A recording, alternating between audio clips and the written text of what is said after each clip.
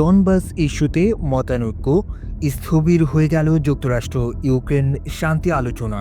Donbas অঞ্চল নিয়ে বড় ধরনের মতপার্থক্যের কারণে যুক্তরাষ্ট্র ইউক্রেন শান্তি আলোচনা হঠাৎ করেই থেমে গেছে।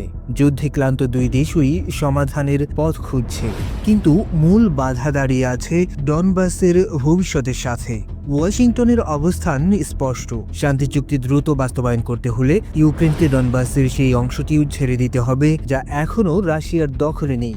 যুক্তরাষ্ট্রের মতে এই ছাড় দিলে সমঝোতা চুক্তি এগিয়ে নেওয়া সহজ হবে এবং যুদ্ধ দীর্ঘ না হয়ে শেষ হওয়ার সম্ভাবনা বাড়বে।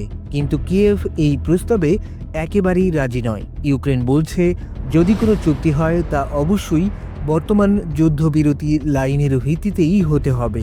সেই অবস্থায় ডনবাসের প্রায় 30% এলাকা ইউক্রেনের নিয়ন্ত্রণে থাকবে এবং তারা স্পষ্ট জানিয়ে দিয়েছে, যুদ্ধ শেষ হওয়ার আগেই নিজেদের অঞ্চল অন্যের হাতে তুলে দেওয়ার প্রশ্নই আসে না।